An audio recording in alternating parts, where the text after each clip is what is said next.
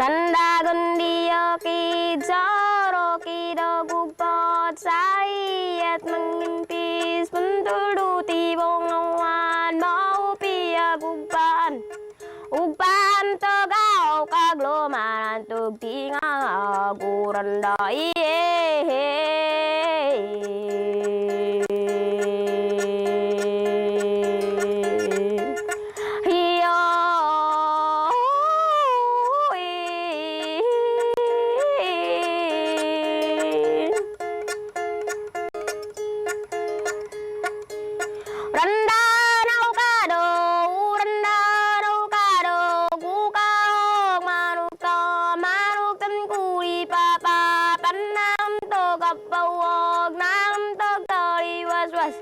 Sayu kapan dago di panu adang kuoi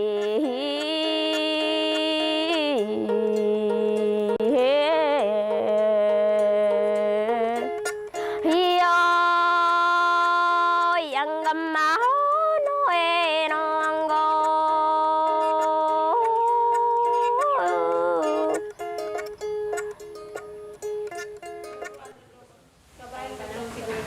gawato kayo ama kami kuya kahit ko nang pukang ding punta sa makay ikaw at liwara pinakapangawat to kamo o dapat sundaw ka sundaw ko pangawat to kamo isu basi buti na ako ng espiritu is no wa kay nakapangawat after dapat na adawa nakakabato namatay yun.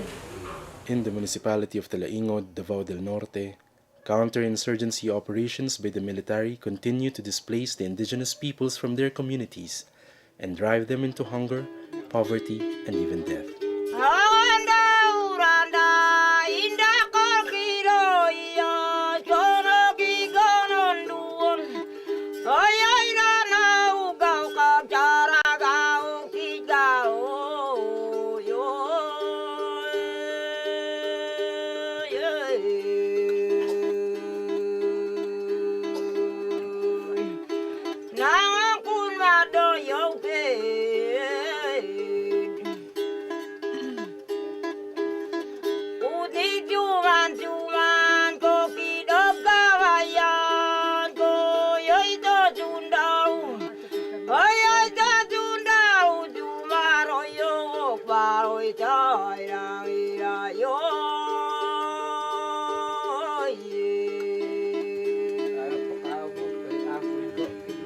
Sa rehimeng Arroyo, ang usa ka pulisiya ng estado sa pangkinatibuk ang gambalay ng Oplan Bantay Laya, ang National Internal Security Plan Application on Indigenous Peoples.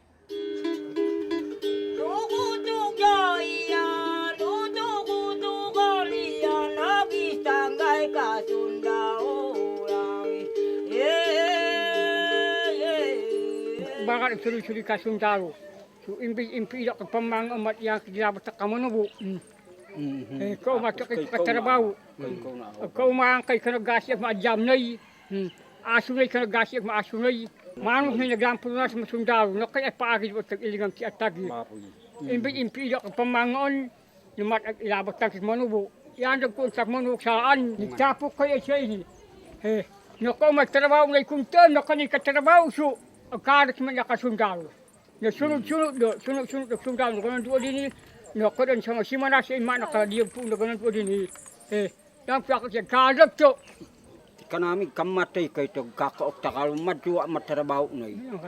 Pagtrabaho ka mariyo, no, pagkalda ki makasundalo. So, imbiso, yan ang tudyo ka impi.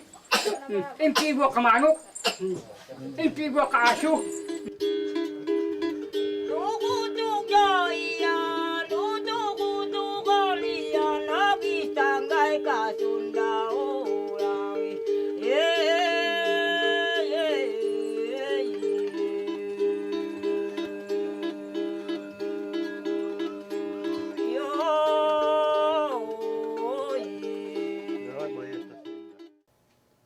The Philippines is a signatory to the UN Millennium Declaration adopted during the Millennium Summit in September 2000.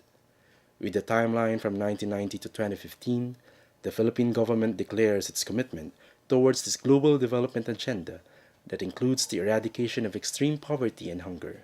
However, there has only been a 3.7% decrease in the number of families living below the food threshold from 1991 to 2000. Meanwhile, the experience of internal refugees in the indigenous communities of Talaingod under the government's counterinsurgency plan shows how military operations further threaten the indigenous people's right to adequate food.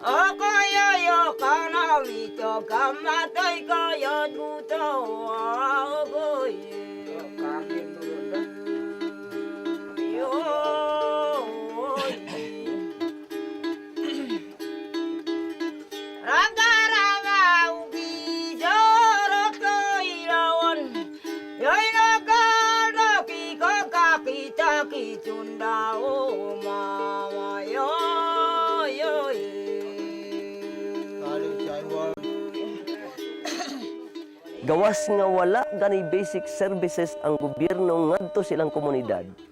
Panahon pagyud sa military operation ang ilahang mga upland rice, ang ilahang mga banika nga humay. Apektado pagyud ang ilang panginabuhi panahon sa militarisasyon. Nagapanawagan kami nga batukan nato og pakyaso nato ang National Internal Security Plan Application on Indigenous Peoples. Sa pangkinatibukan, pakyaso nato ang padayon nga implementasyon ng Oplan Bantay Laya 2. The Philippines is also a state party to the International Covenant on Economic, Social, and Cultural Rights and is obliged to take steps towards the full realization of the right to adequate food, respect existing access to food, and to protect individuals from being deprived of their access to food. Yet, it is not enough to be a signatory to international covenants on freedom from hunger or to have government slogans declaring goodbye to hunger or food on every table. The elimination of hunger lies not only on the government's resolute actions in addressing social and economic inequalities, but also in ending military operations that disregard the indigenous people's fundamental right to be free from hunger.